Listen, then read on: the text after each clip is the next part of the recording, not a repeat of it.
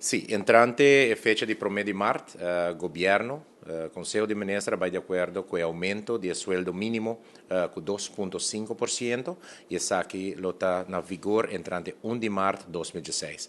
Motivo per cui non sta annunciando è che un viaggio más sta inizialmente e fecha che sta proponi para o aumento de sueldo mínimo toma lugar. Estava até 1 de fevereiro de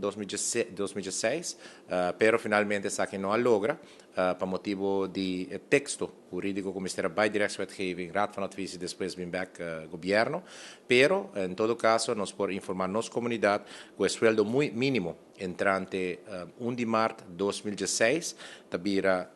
1.677 florin con 80 cent. 1.677 florin con 80 cent. L'obbi sueldo mínimo, cual está refleja un aumento de 2,5% en comparación con el último viaje que esa que aguardo introducí. Manera de conocer, manejo de gobierno, está dirigido riba tour e ciudadanos de nuestra sociedad. Y de caso a que tiene un grupo grande de nuestra sociedad que está hallando el sueldo mínimo y por tal motivo nos hallele en su lugar después de hacer diferente consideración sobre aspecto de desarrollo económico y crecimiento. A la vez nos toma un aspecto de inflación, cual no va a tener un impacto muy grande para la decisión aquí, pero tomando toda en consideración